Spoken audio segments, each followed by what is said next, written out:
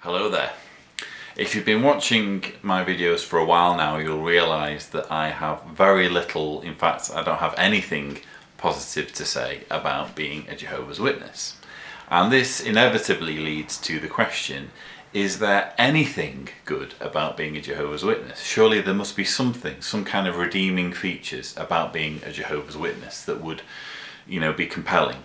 Well, as with many religions, there are lots of things about Jehovah's Witnesses that are quite endearing. There's the feeling of community that you get being a Jehovah's Witness, the feeling of being in an international brotherhood. When you're a witness, you feel like you can go to any country in the world and encounter people who feel the same way as you do on things, who have the same outlook on life. You might feel that the morals are particularly advantageous, or you might be impressed by the theocratic ministry school, the meeting that the witnesses have every week, which trains them to be better public speakers. I should add that it's mostly for the benefit of men. If you're a woman, then you're only really trained on how to have conversations with other women. So the theocratic ministry school is kind of really only benefiting men when it comes to learning how to be an orator, but still it's a plus point. It's learning how to do something well. So can we take these things, can we sum up all of these attributes and say, well, these make it worthwhile to be a Jehovah's Witness? Well, I would obviously argue no, and to explain why that's the case, I'm going to give you a couple of illustrations. So imagine that you've been imprisoned. You're in a prison and the prison guard's showing you around and he's saying, we've got fantastic facilities at this prison. We've got a really nice gym. We've got a fantastic library. We've got great counselling services. If you were being told about these attributes, you'd still be thinking, but I'm in a prison, I don't want to be here, I'm being held against my will. So the fact that you've got a library, the fact that you've got a gym, all of these things are great, but I would rather have my freedom. Same thing with Jehovah's Witnesses. It's still essentially an authoritarian religion where the leaders get to make all the rules. You're not allowed to leave, you're a prisoner of the religion, because since 1981, as I've discussed in other videos, it's essentially been banned for anyone to leave without being shunned.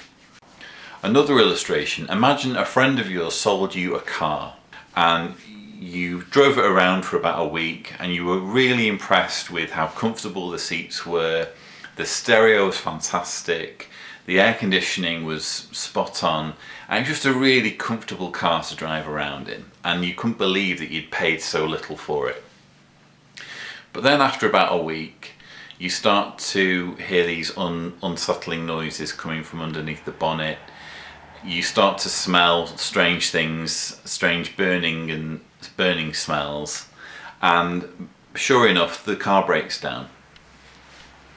And it turns out the head gasket's gone and the car can't be used without having a substantial amount of money spent on it, more money than you actually paid for it. And you do a bit of investigation with the help of your local garage, and you find out that the mileage clock's actually been altered by your friend. Instead of it showing the true mileage, which is hundreds of thousands of miles, it's been altered so that it shows a fraction of that. So you've basically been conned into buying a car that was on the verge of death. You wouldn't be happy, you'd feel conned, you'd feel duped. The fact that it had good air conditioning, comfortable seats, a nice stereo would be meaningless to you, because you didn't buy the car for those things. You bought it to get you from A to B. You certainly wouldn't spend all that money on a car just to have a nice comfortable seat to sit in, a nice stereo and air conditioning. You buy a car, as I say, to get you from A to B, so you'd feel conned. And it's a bit like that when you wake up as a Jehovah's Witness. In my own case, I was raised through the 80s as a Jehovah's Witness, and we were promised we were promised that Armageddon was going to come before the generation that witnessed the events of 1914 died. So late 90s, early 21st century, Armageddon was definitely going to come, because there's no way that the generation of 1914 could possibly live beyond that sort of time scale.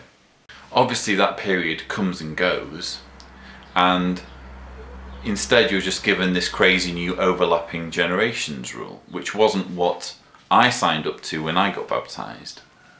And yes, I accepted it to begin with, but then when you wake up and you realise that you've been lied to over many years and fed teachings, not just the generations teaching, but many, many other teachings, and not been given true information about the true nature of the organisation that you pledged your allegiance to, you do feel very, very conned. And none of the little things that were nice for you, such as the theocratic ministry school, such as the feeling of community and camaraderie, none of that really means anything, because you've been duped, you've been lied to. You wouldn't sign up to the organisation in the first place if you'd have known about all of those other things. So that's really, in a nutshell, why it's difficult, well, impossible for me to do videos on positive attributes about Jehovah's Witnesses, because they just don't measure up. They don't begin to repair the negative parts of the organisation. It's also worth pointing out that when you're a witness, you're led to believe that the attributes that your organisation has cannot be found anywhere else. Only when you're a Jehovah's Witness can you have morals. Only when you're a Jehovah's Witness can you have education on how to be a public speaker. Only when you're a Jehovah's Witness can you have a sense of community. It's only when you make it out of the organisation and start to find your feet in life that you realise that all of that was a total illusion.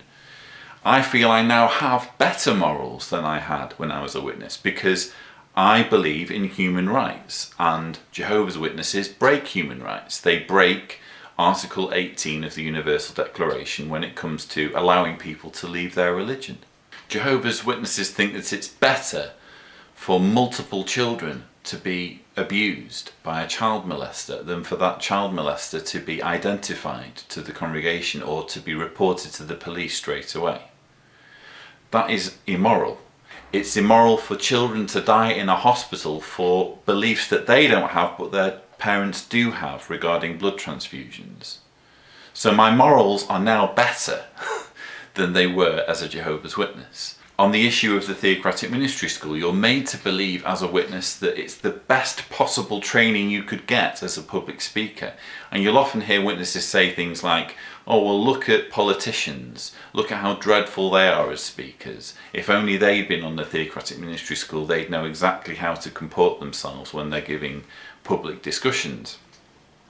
Well, yes, it's true, there are some non-witnesses, politicians, actors, TV presenters who don't handle themselves perfectly when they're on the stage. But there are also Jehovah's Witness speakers who aren't great speakers. I can remember attending conventions and assemblies and thinking, this guy is a terrible speaker. And he's not just on the theocratic ministry school, he's probably taking his theocratic ministry school back in his congregation.